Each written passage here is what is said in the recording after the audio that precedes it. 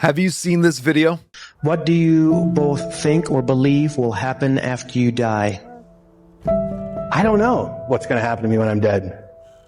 I'm pretty sure my body's going to rot, my brain's going to stop working, and I will cease to exist. And it didn't bother me before I was alive, so I don't see why it'd bother me afterwards. If there's a supernatural God, then possibly there is life after death. Now, why do I believe there's life after death? First of all, because the evidence is there is a supernatural God. And second of all, because the historical evidence is that Jesus was dead, and 3 days later, he rose from the dead. And the people who saw him risen from the dead died for, not for belief, they died for what they claimed to have seen, the dead Christ risen from the dead.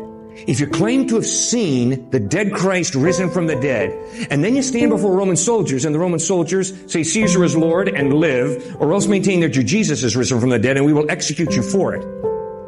And if you stand there and say, I'm sorry, I've seen Jesus risen from the dead, that gives your claim tremendous credibility. So the evidence is Jesus rose from the dead. That's why I'm convinced when he promises you eternal life, if you trust in him, he ain't blowing smoke. He's speaking the truth.